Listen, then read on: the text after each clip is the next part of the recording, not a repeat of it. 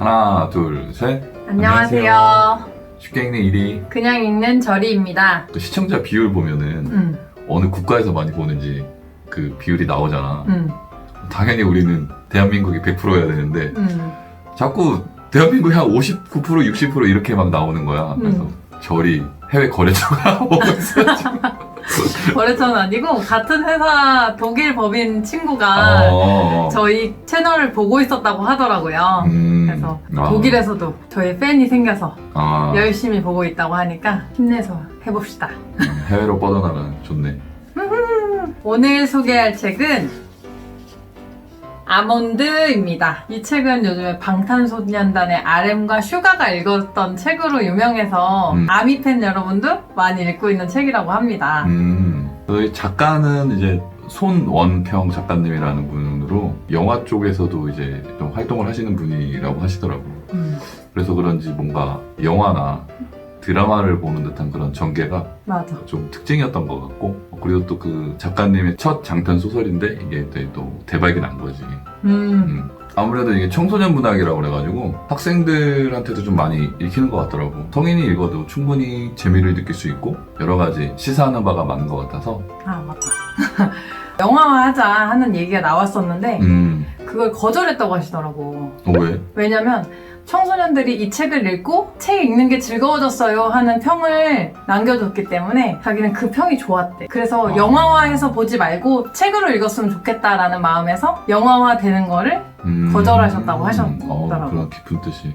애들 숙제 만들었네. 뮤지컬로 나와 있어. 아, 진짜? 뮤지컬은 좀 생소한데 그게 내용상 뮤지컬로 표현돼도 굉장히 흥미로울 것 같은 생각은 들어요. 이 책은 총 4부로 나뉘어져 있습니다. 저희는 1부와 2부까지의 줄거리만 다루고 3부와 4부는 아직 안 읽어본 분들의 읽을 기회를 뺏고 싶지 않아서 스포일러나 결말은 얘기하지 않도록 하겠습니다. 근데 살짝 암시는 줄 거예요. 얘기하다 보면 스포할 것 같은데. 우선 이 표지에 있는 이 남자아이가 이 이야기의 주인공 선윤재라는 아이입니다.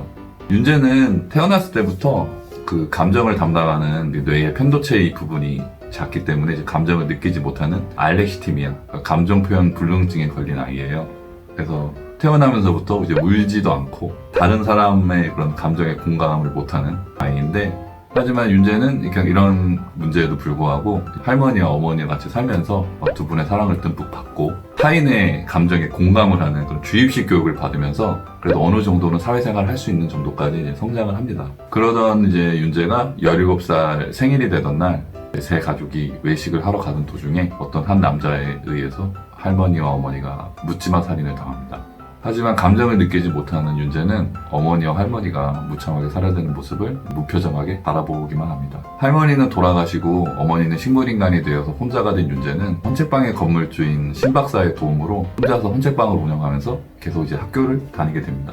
그러던 와중에 윤재의 반에 곤이라는 학생이 전학을 오게 됩니다. 곤이는 이제 누가 봐도 불량한 행동에 거친 성격을 가진 아이로 전학 온 첫날부터 이제 반 아이들이랑 불협화음을 일으키면서 반에 안 좋은 분위기를 만드는데 윤재는 그다지 신경을 쓰지 않아요. 그러던 어느 날 윤 교수라는 한 남자가 윤재를 찾아와서 윤재가 13년 전에 잃어버린 자신의 아들이랑 많이 닮았다며 살 날이 얼마 안 남은 자신의 아내에게 가서 아들인 척 연기를 해줄 수 있겠냐라고 부탁을 합니다.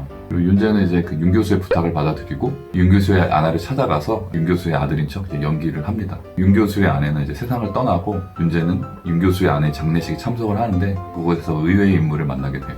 바로 곤이가 윤 교수의 14년 전에 잃어버린 아들이었던 겁니다.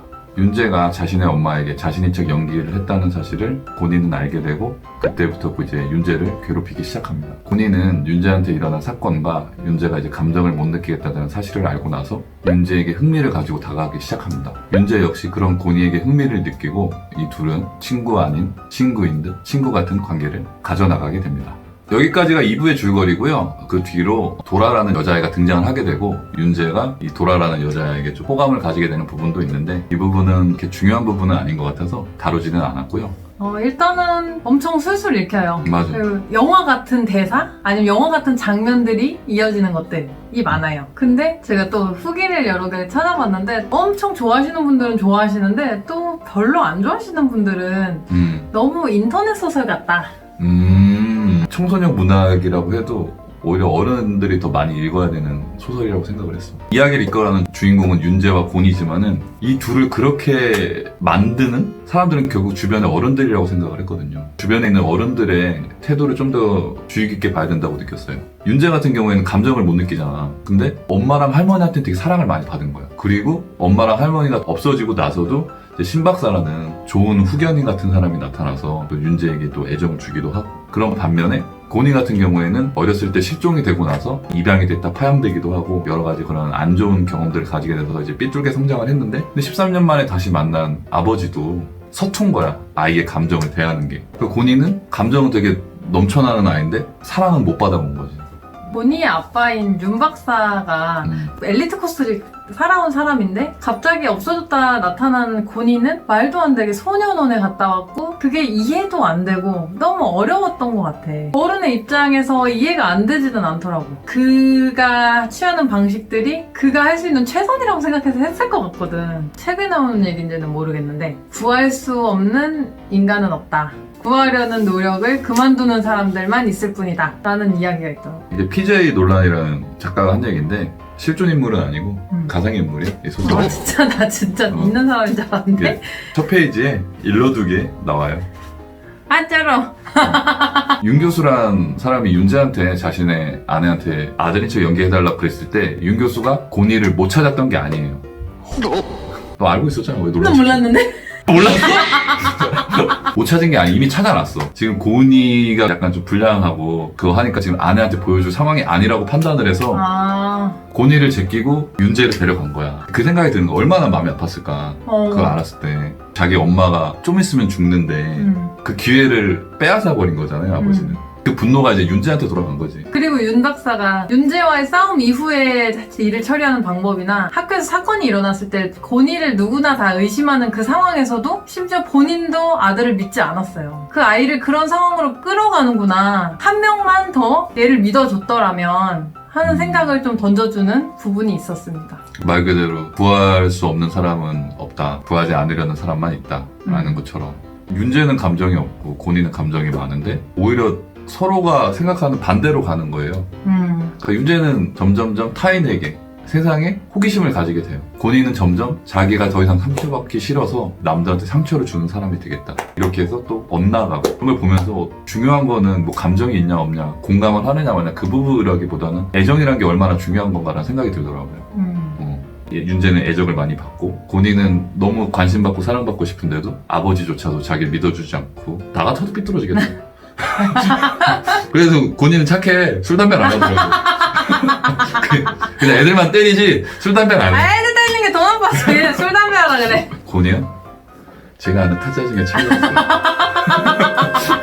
서로에게 그런 호기심을 가지고 이렇게 가깝게 좀 지내게 되는데 두 명의 아들들을 보는 느낌이 이거 되게 흐뭇하더라고요. 윤재가 곤이에게 관심을 갖는 건 윤재는 곤이가 삐뚤어지는 걸 보면서 마음이 불편해. 알 수 없게? 근데 이 감정이 뭔지 모르겠는 거야. 곤이도 점점 이렇게 윤재랑 지내면서 마음 조금씩 열어가는데 곤이가 윤재한테 다가갔던 거는 어머니 얘기를 듣고 싶었던 거예요. 자기는 엄마의 마지막을 못 봤는데 윤재한테 물어보죠.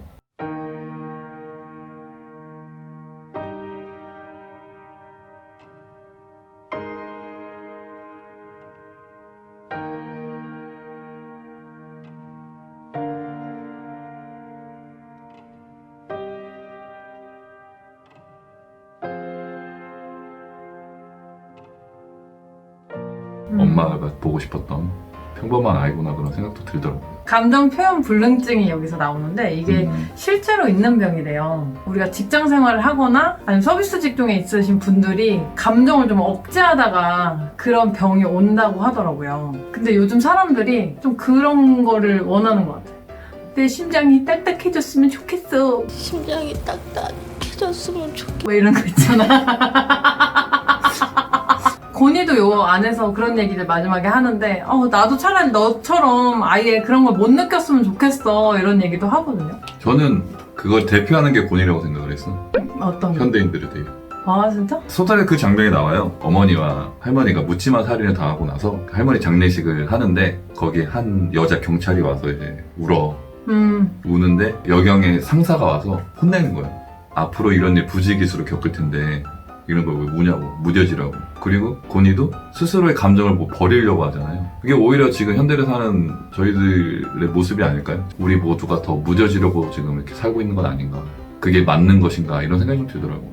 이제 소설 후반부로 갈수록 윤재는 조라라는 아이도 조금 좋아하게 되고 인간적인 감정을 조금씩 가져가는데 본인은 좀 걷잡을 수 없는 방향 쪽으로 계속 이제 삐뚤어져 나가게 되는데 그 장면이 좀 감동적이더라고. 고니가 가출을 해가지고 이제 윤재가 고니를 찾겠다라고 도라한테 얘기를 하니까 도라가 네가 왜 걔를 찾아야 되는데? 라고 얘기하니까 윤재가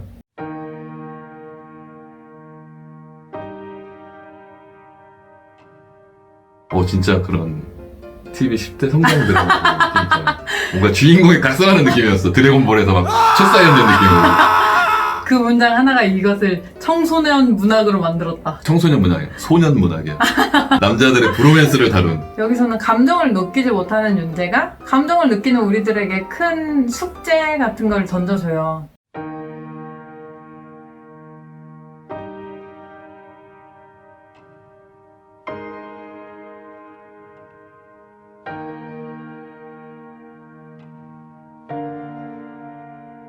질문을 자기 가슴속에서 계속 하는데 너무 멀리 있으면 멀리 있다고 못 왔다고 하고 너무 가까이 있으면 너무 두려움이 커서 도와줄 수 없었다. 그렇게만 얘기한다는 거예요. 공감하는 사람들은 차라리 쉽게 잊어버리고 자기는 그렇게 살고 싶지 않다 라고 생각을 하면서 나중에 고니를 구하러 가는 상황이 왔을 때 본인은 감정을 느끼지 못하는데도 불구하고 고니를 구하러 가거든요. 너 되게 중요한 얘기다.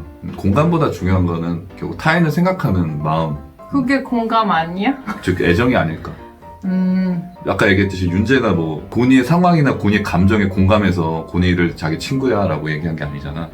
고니에 대한 애정이 생겼던 거지. 여기서 마지막에 작가의 말 부분에 본인이 임신을 했을 때 내가 아이를 잃어버리면 그 아이를 알아볼 수 있을까? 이 아이가 어떤 형태든지 간에 내가 사랑을 줄 수가 있을까? 이런 마음속 질문에서 만들어낸 캐릭터가 고니와 윤재라는 거예요. 나도 처음에 저런 상황들은 어떡하지? 고니처럼 삐뚤어진 애를 내가 바로잡을 수 있을까? 진짜 한 번 정도 생각해 볼 만한? 되게 재밌는 해석이다. 왜냐면은 아마 청소년들은 주인공인 두 소년들에게 본인을 좀 대입해서 이길 거라고 좀 생각을 하거든. 확실히 이제 우린 조금 나이가 있다 보니까 그 부모에게도 감정을 이입을 할 수 있는 공교롭게도 저는 이 소설에서 가장 마음에 와닿았던 문장은 마지막 작가의 말에 있었거든.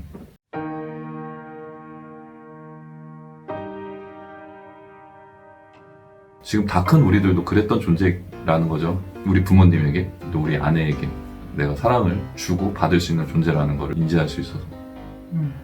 청소년 문학이어서 독후감을 쓰고 싶은 청소년들이 좀 검색해서 들어올 것 같은데 너무 아줌마 아저씨의 리뷰를 해주는 것 같아서 조금 미안하긴 하네. 니네 엄마 아빠들이 그렇게 컸어. 본인이 어렸을 때 성장 과정에서 그런 애정을 많이 못 받으셨다고 하더라도 자식들에게는 무한한 애정을 주시기 바랍니다.